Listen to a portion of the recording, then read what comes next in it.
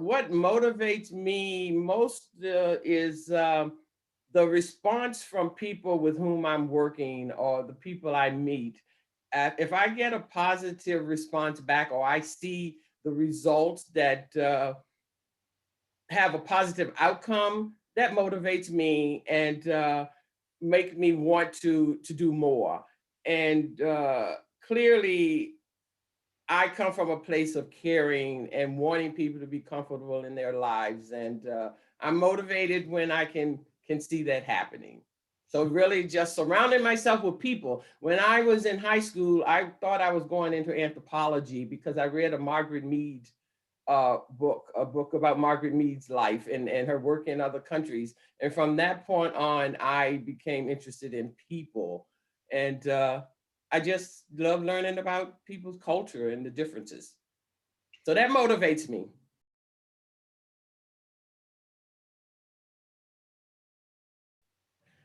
My younger self, I was always wanting to, my main goal was to leave Hopewell, Virginia, because I felt there was more out there for me. So what I would say to my younger self is, don't try so hard to please others. And I think I know I'm speaking of my family, my older aunts, even though they didn't say you should do X, Y, Z, I felt I needed their approval. I needed them to know I could do well, I could do better.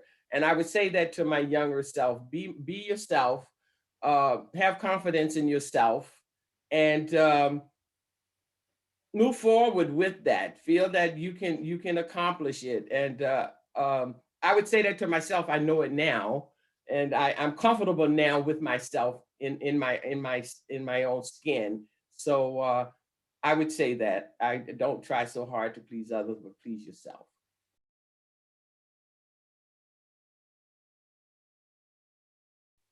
Well, in I think I made the statement, what did I say? Get up, get out there, do something, put your words in action, and just people being less critical of others and work together. If you see something that I'm doing that I could do better, I need to know that and not Lucy know that about that you have a concern that Pat's not doing X, Y, Z. So I'm one for the direct transparency. And that's what I would say as far as with us moving forward. Uh, Obviously, in today's environment, the hatred, the anger, and you ask, someone said, they asked themselves, what are we so angry about? And so I would say moving forward that we try to have more dialogue, try to understand why that's there, and we're different in some ways, but we're quite similar in most ways. So I would say as we move forward with the future, let's focus on that. Yeah, dialogue is something you're very strong in, and you're easy to talk with. You listen first and hear other people's point of view. And I've always found you very easy to talk to about difficult conversations, race being one of them, but lots of difficult conversations. And and that's a good point. I try to have people be comfortable. And even though we're dealing with a difficult subject or topic, we can still get to that place of being comfortable discussing it. And that's where I try and have people feel, I vent behind closed doors. I had a staff person who once said, but you're yelling and you're carrying on. And then when I bring that person in the office, I'm calm and we get things accomplished though. So you can vent, but not not openly, not in public, I guess. Sure. So yes, so thank you for those compliments.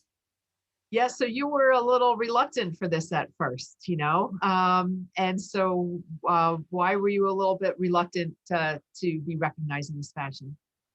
Because I was, and if you notice, my response to you was "what" in capital letters when you said you nominated me.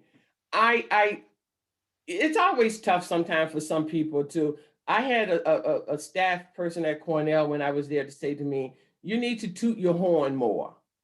And I never think of tooting my horn because what I'm doing is because I enjoy it. It fits within my values and my mission. And so it just happens. And so these community organizations in which I'm involved, it happened. It wasn't as if I developed this plan and I said, okay, I'm going to be on this board and that board. It happened, and I guess I'm in the right place at the right time in serving on one board, and the other organization recognizes that I can contribute. And so I don't, it does sum it up as saying I need to toot my horn more, as the professor said, and I and I don't see it as that the need. I don't see it as the need to do it. But when I read your summary of my bio, I said, "Oh my gosh, I've accomplished a great deal." And so it takes someone else to help me see that.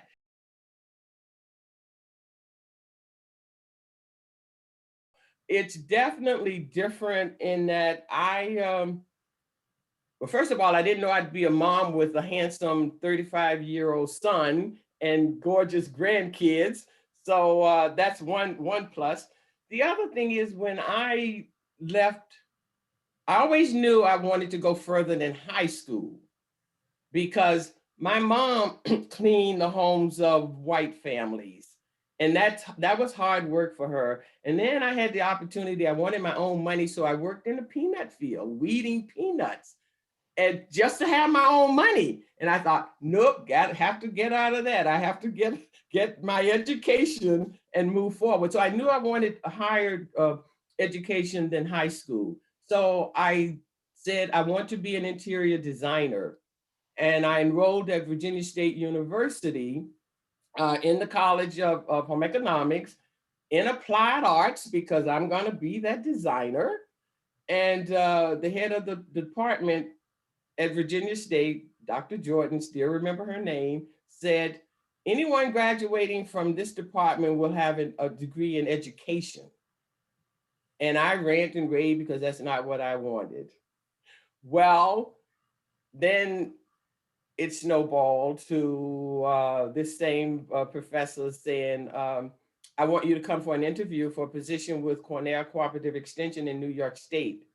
Now I'm thinking New York City because I'd never been outside of Hopewell, Virginia, Prince George County. And I came for the interview and the job was offered. And one thing led to the other. I think you did a good job of describing that in the summary of my bio, that I started as a cooperative extension agent, was what we were called, and now we're educators. And then from that position to the issue leader, of course, I left after 6 years. I tell people I went cold turkey because I quit the job in Middletown, New York as that educator and went to Cornell to work for 9 months with Extension Administration, and then enrolled in the graduate school. And Lucy, I want to stop here just for a second to say, when the question was asked, what woman influenced me? Obviously, my mom played a major role, but I said no, women, because even from Virginia State with Dr. Jordan saying, I want you to have this interview for this position. And then I get to New York with Cooperative Extension, and the staff at Cornell University Cooperative Extension says, Pat, we want to hire you. And when I'm at Cornell, staff says, another woman, female at that level, at the university, you should enroll in graduate school. So there was I think people, we have to realize that we don't get here alone. And so there were many women who played a role in my life to get me to where I am. And so what I imagined my life being, totally different, totally different. I'm sitting here having this interview with you because I'm in my final stages now, as far as having retired from Cornell Cooperative Extension as an executive director with Cooperative Extension in Orange County, which is in good hands now with you being that director. So I'm pleased. I would not change anything. in terms of how it turned out. And this is why I say to people, we can make plans. However, be ready to accept the changes in those plans that's favorable, I should say. So I just feel comfortable, love sharing that story, and I often like to share that I moved from Virginia to New York, Middletown, New York, not knowing anyone, and not there was a Black population. However, it was I did not know them, and so I it was challenging in terms of trying to adjust to that fact. But I did have relatives in the Bronx in New York City, so I would go down every weekend. And I want to add, I wore my huge afro for about a year and a half because I could not find someone I felt would do my hair properly. So those were the challenges, and I'm going to say I'm pleased with where I've arrived, because I did grow up in the segregated South, and it did not occur to me that I could not go further because of that. And so I'm very happy with where I am. So the gifts that you received from the women in your lives, starting with your professor, department chair, through Cornell, and then and I know locally there were women who mentored you as well, and you're paying that forward or back Oh, with all Lucy, the people you're mentoring. absolutely, because the question about my community life or being a community leader, which I never thought of myself as a community leader, I just got involved. I know I see your expression, but never as a community leader, but as someone involved in her community to get the job done. And I would be remiss if I did not recognize uh, Pat Gilchrist. I just want to toss out a name, but there were others. Barbara from the Times Her Record, Fidel. Bedell, because they asked me to serve on the bar. My first involvement with volunteering in the community was the Times Her Record Oh, cookbook event, yeah. and so and then it started, and then of course I mentioned Pat because of Leadership Orange, and then she recommended me. I think it was the hospital board, the foundation, Oh. and then it just continued. But there were people, you're absolutely right, locally who helped me to become involved in community work. Mm. And you don't like to toss out names because there were so many others who played a role, but they were two I can think